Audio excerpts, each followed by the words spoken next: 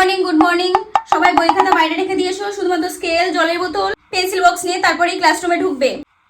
কি কার্ডবোর্ড? না না, কার্ডবোর্ড হবে না, ট্রান্সপারেন্ট বোর্ড নেই। তাহলে ঠিক আছে, বেঞ্চেই লেখো, এমনিতে তো জানি কত কি লিখবে।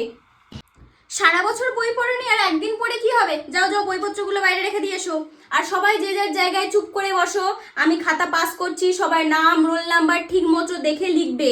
যে যার জায়গায় বসবে, আমি গিয়ে এক এক করে সিগনেচার। এই নাও, খাতাগুলো সব পাস করে দাও। ওখানে তো আওয়াজ হচ্ছে কিসের? এটা এক্সাম দিতে এসছো, এখানে যেন গলার আওয়াজ না পাই। এক্সাম দেবে, চুপচাপ বাড়ি যাবে। বসো চুপচাপ। এই, তোমাকে বারবার বারণ করা হচ্ছে না? তুমি কথা বলছো কেন? পরীক্ষার হলে এত কথা বলা কিসের?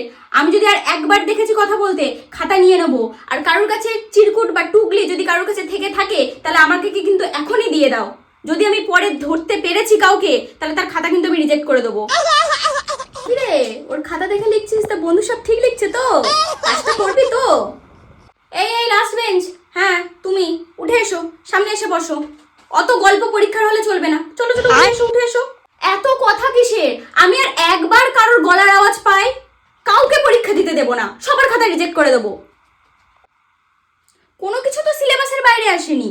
না পড়লে এটাই হয়, টেক্সট বুকটা ভালো করে পড়লে তবেই না প্রশ্নগুলোর মাথা মুন্ডু বুঝতে পারতে। ফার্স্ট বেল এখনো পড়েনি, এখন টয়লেটে যাওয়া যাবে না। আগে ফার্স্ট বেল পড়বে, তারপরে সবাই টয়লেটে যেতে পারবে। আর মাত্র 15 মিনিট বাকি আছে, সবাই তাড়াতাড়ি হাত চালাও। 15 মিনিট পর কাউকে 1 মিনিটও সময় দেওয়া হবে না, আমি সঙ্গে সঙ্গে কিন্তু খাতা তুলবো। লাস্ট 5 মিনিটস, সবাই তাড়াতাড়ি হাত চালাও। আমি কিন্তু আর 1 মিনিট এক্সট্রা সময় দেবো না, তাড়াতাড়ি। সুতো সুতো কতবার করে দিতে হয়? সুতো হারিয়ে ফেললে আমার কি? আমি বারবার সুতো দিতে পারবো না, আমার কাছে এক্সট্রা সুতো দেয়নি। তাড়াতাড়ি লেখো। ব্যাস, টাইম আপ। সবাই খাতা দাও, দাও দাও খাতা দাও, দাও খাতা দাও, দাও খাতা দাও।